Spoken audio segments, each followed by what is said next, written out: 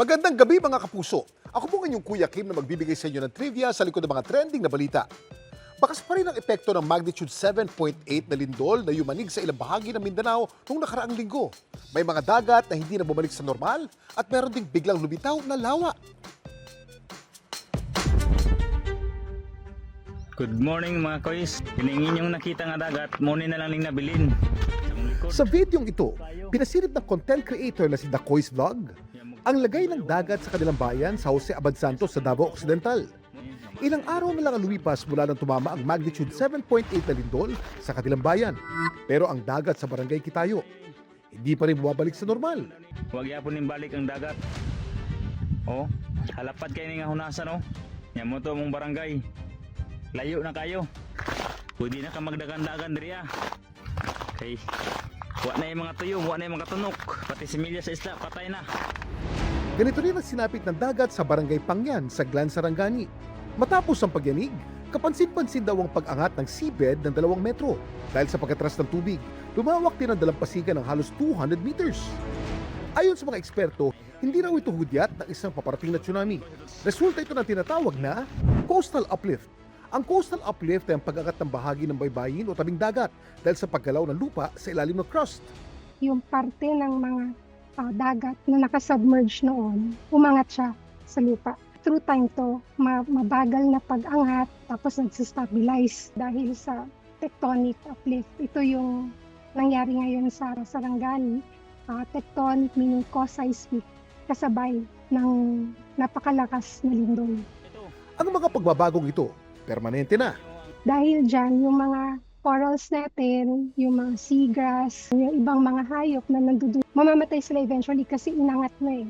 Kailangan nila ng tubig dagat, di ba? Through time, paglipas ng panahon, magiging terrestrial ecosystem na yung mag-take over. Patuloy namang pag-aaralan ng mga otoridad ang pangyayaring ito. Samantala, tila kabaligtaran naman ang nangyari dito sa Barangay San Isidro. Sa bayan pa rin ng Jose Abad Santos, ang nyugan kasing ito, nagbistula na ngayong lawa. Dahil sa patuloy na pag-angat ng tubig, maraming pananim ang nasira. Hindi na rin madaanan ng ilang bahagi ng barangay. Kaya ang mga residente, gumagawa na ng mga balsa. Ayon sa uploaded ng video na si Nori Joy, ang mistulang lawa, dati raw talagang ilog. Pero nang mag-landslide sa kanilang lugar dahil sa lindol, bumagsak daw ang lupa sa ilog. Yung tubig na stuck doon sa mismong na landslide, hindi makalabas, nag-overflow doon sa area. Dahil sa 5 consecutive days na pag-ulan, Pinag-aaralan ngayon ng LGU ang pinakaligtas na paraan para masolusyonan ang suliraning ito. We urgently requested to send heavy equipments po na makakatulong sa amin. Na-cease po yung operation nila kasi nga po frequent pa po yung ground shaking and there's a big possibility ng more landslide doon sa area kung saan meron pong landslide. Kung sa Barangay Kitayo ay lumawak ang dalampasigan at sa Barangay San Isidro, tila may sumulpot na lawa. Ito naman ang namataan sa Balut Island sa Davao Occidental matapos silang yanigin ng lindol. Ano ito?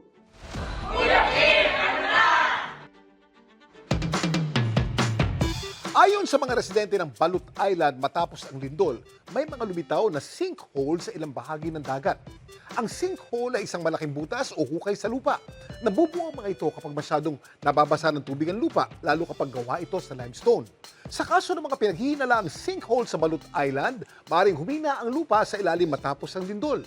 Delikado mga ito, kaya sakaling may makita rin kayong sinkhole sa inyong lugar, huwag itong lalapitan dahil maaari itong lumaki o gumuho. At iunat agad to sa mga otoridad.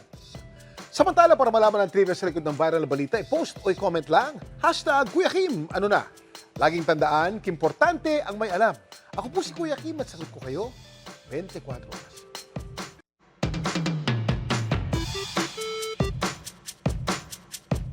Magandang gabi mga kapuso. Ako po inyong Kuya Kim magbibigay sa inyo ng trivia sa likod ng mga trending na balita. Gumuhit ang takot sa isang pamilya mula sa Negros Occidental. Sa kanila kasing biyahe pa uwi, huli sa dashcam ng kanilang sasakyan ang pagguhit sa langit ng isang napakalakas na kidlat. Bumabak ang takot kay Emma at sa misis nitong si Tony habang binabaybay kasi nila kahabaan ng kalsadang ito sa Hinigaran, Negros Occidental. Biglang nakabitlat. Sobrang lakas ng tunog. Medyo nabulag din ako noon. Parang naglalaro ka lang ng video games tapos nahagisan ka ng flash. Sa footage na to, na nai-record sa dashcam ni Eman, kita kung paano gumuhit sa kalangitan ng kidlat bago ito tumama sa puno ng nyug sa gilid ng kalsada.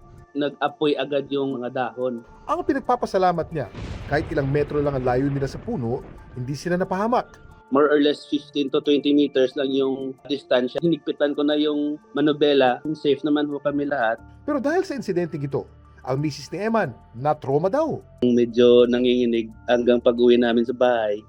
Ang kidlat nabubuo kapag nagkakaroon ng malalaking pagkakaiba sa electrical charges sa loob ng isang storm cloud. Habang umaakyat at bumababa yung ice particles na ito, nagkakaroon ng separation ng charge. Sa video, cloud to ground lightning. Hahanap siya ng opposite charge niya sa ground at yun yung magkukos ng lightning. Alam niyo ba na may iba't ibang klase ng kidlat at nakadepende ito sa kanilang starting at ending points ng kanilang flash channel. Intra-cloud o in-cloud lighting ang tawag sa kidlat na nangyayari lamang sa isang thundercloud unit. Ang cloud-to-cloud lighting naman, nagsisimula at nagtatapos sa dalawang magkaibang cloud unit. Habang cloud-to-ground lighting naman ang tawag sa kidlat na nagsisimula sa isang thundercloud at tumatama sa surface ng Earth. Ito rin ang pinakadelikado. Kahit tumatagal lamang ng 0.01 hanggang 0.1 seconds ang isang lightning strike, ang taglay nitong energy nasa mahigit na 300 million volts at ang peak temperature nito nasa 30,000 sa Kelvin scale o halos 5 beses na mas mainit kaysa sa surface ng araw. Yung electricity po, kayang mag-produce yan ng 100 millions of voltage at kaya niyang pakuluin sa panandaliang time lang yung water na nandun sa puno. And para kumulo yun, kailangan niyang sumabog. Yung mga tuyong parts, yun po yung aapoy. Kapag sa tao naman tumama ang kidlat, maaari itong magdulot ng cardiac arrest, brain damage, o kamatayan. Pero para makaiwas sa lightning injuries, ano nga ba ang dapat gawin?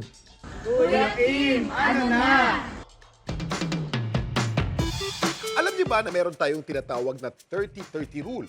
Kapag makakita ng kidlat, pagbilang ng 30 seconds, kung makarinig ka ng kulog sa loob ng 30 segundo, pumasok sa loob at manatili muna roon ng 30 minutes. At para maiwasan ang posibleng pagkakuryente sa kidlat habang tayo nasa loob, iwasan muna ang paggamit ng mga electronic gadgets at corded equipment. Huwag munang tatabi sa bintana, pinto at konkretong sahig o pader. Samantala, para malaman ang trivia sa likod ng viral na balita, i-post o i-comment lang, #Kuya Kim, ano na? Laging tandaan, kimportante ang may alam. Ako po si Kuya Kim at sagot ko kayo 24 oras.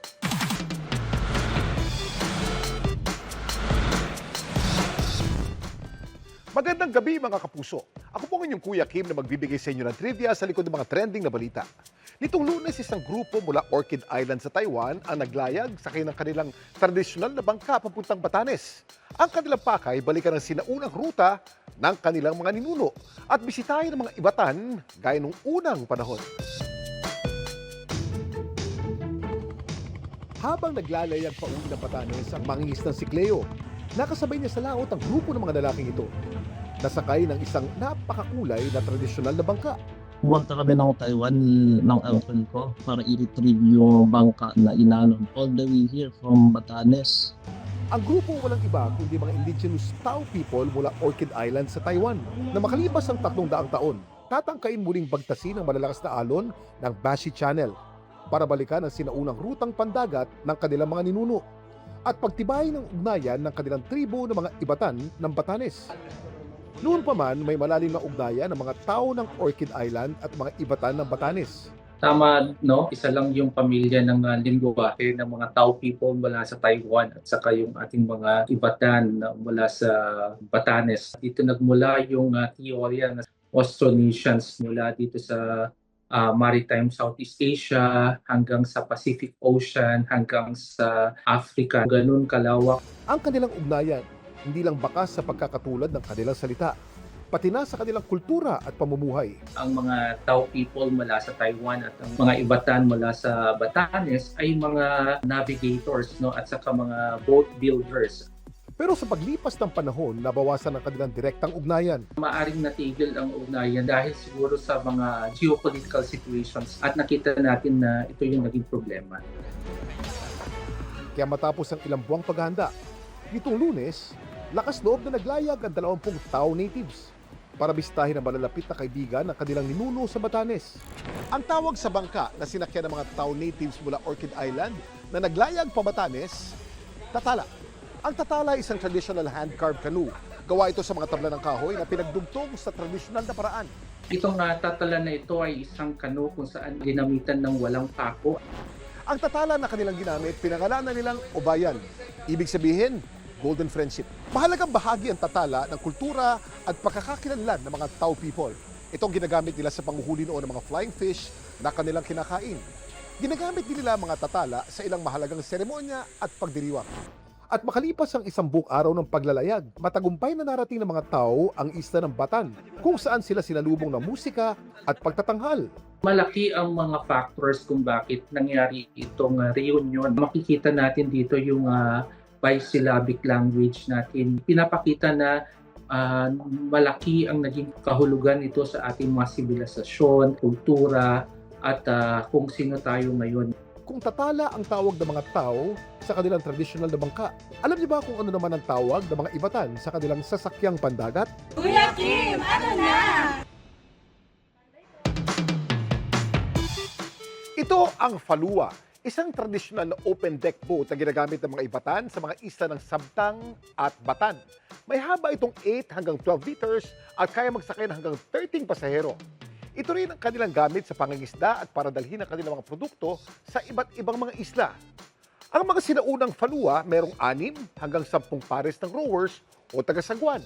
Pero ang mga modernong Falua, demotor na. Nagbago man ang Falua sa paglipas ng panahon, patunay pa rin sa husay at galing ng mga kapuso nating Ibatan. Samantala para malaman ang trivia sa likod ng viral na balita, i-post o i-comment lang, #Kuya Kim, ano na? Laging tandaan, kimportante ang may alam. Ako po si Kuya Kim at sagot ko kayo, 24 oras.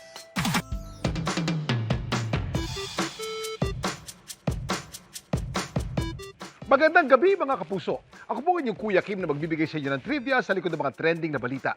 Para sa mga nagkikrave ng munggo riyan, today is the day.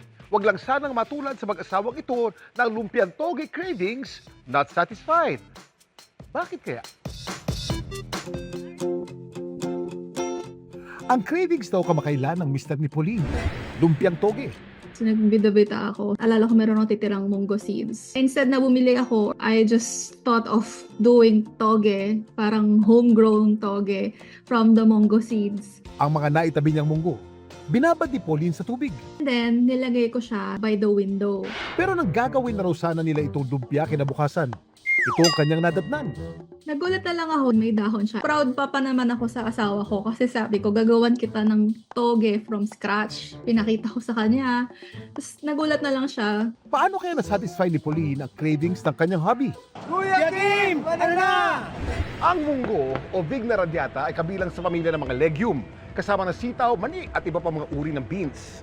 Alam niyo ba na isa ito sa pinakamurang source ng protein dito sa Pilipinas? Mayaman din ito sa fiber, iron, potassium at iba pang mahalagang nutrients.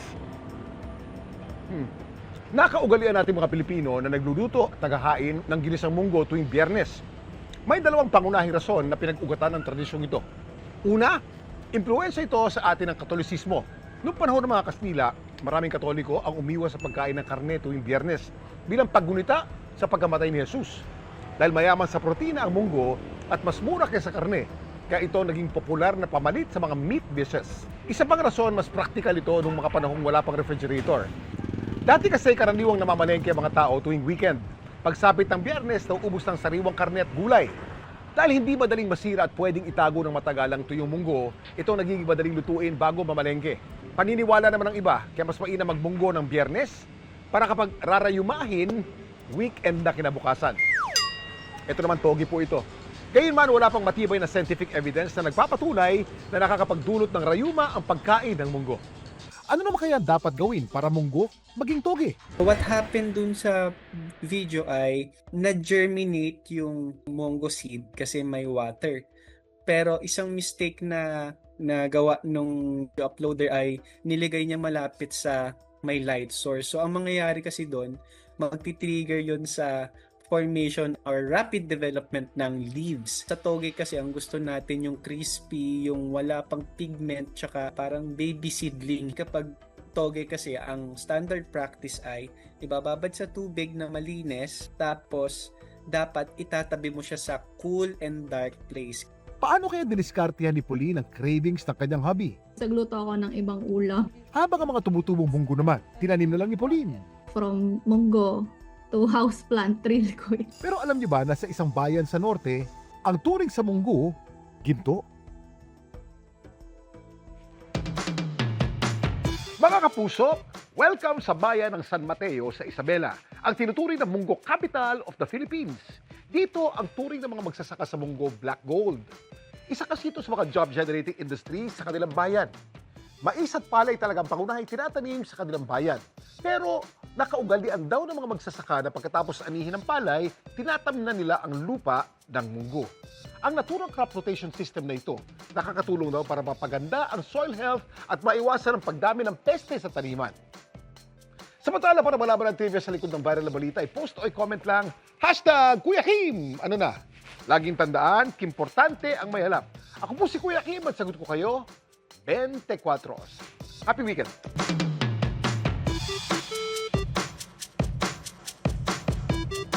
Nanlumo ang mga eksperto sa Australia sa tagpong bumulaga sa kanilang isinagawang drone survey sa kapuluan sa Indian Ocean. Mahigit 13,000 southern elephant baby seals ang nakita nilang patay na. Paano kaya nangyari ito? Kuya Kim, ano na? Ang kumpol ng mga islang ito na matatagpuan mahigit 4,000 kilometers sa timog kanluran ng mainland Australia, nagsisinding isolated sanctuary para sa ilang ibon at marine animals. Ito ang territory of Heard Island and McDonald Islands. Pero sa sinagawang drone survey doon ng Australian Antarctic Program, may nadiskubre silang nakakapanlumo. May 30,000 southern elephant seal pups na nakatira doon ang nakamatay matapos tamaan ng bird flu. Bukod sa mga southern elephant seal pups, may mga namataan din ng mga eksperto na carcass o labi ng penguin at ibon sa Heard and McDonald Islands. Ang mga kasong ito sa isla ang pinakaunang deteksyon ng H5 bird flu strain sa isang Australian external territory. Inaalam naman ngayon ng mga eksperto ang impact ng pagkakahawahan ng H5 bird flu strain sa breeding adult population ng southern elephant seal sa mga isla. Pero paano kaya nakarating sa isang isolated na isla ang H5 bird flu strain? Hinala nila ang H5 bird flu maaaring nakarating sa isla sa pamamagitan ng wildlife mula sa Crozet Islands na 1,800 kilometers ang layo mula sa mga isla ng Heard and McDonald. Ang mga southern elephant seal o Mirounga leonina ang pinakamalaking seal sa planeta. Ang mga lalaking southern elephant seal maaaring tumimbang na hanggang 4,000 kilos. Magagaling din sila mga divers. Kaya nilang sumisid hanggang 1,500 meters para manghuli ng pusit at isda. Kaya sila ang may hawak ng record para sa deepest dive ng anumang air-breathing vertebrate. Laging tandaan, kimportante ang may alam. Ito po si Kuya Kim at sagot ko kayo, 24 oras.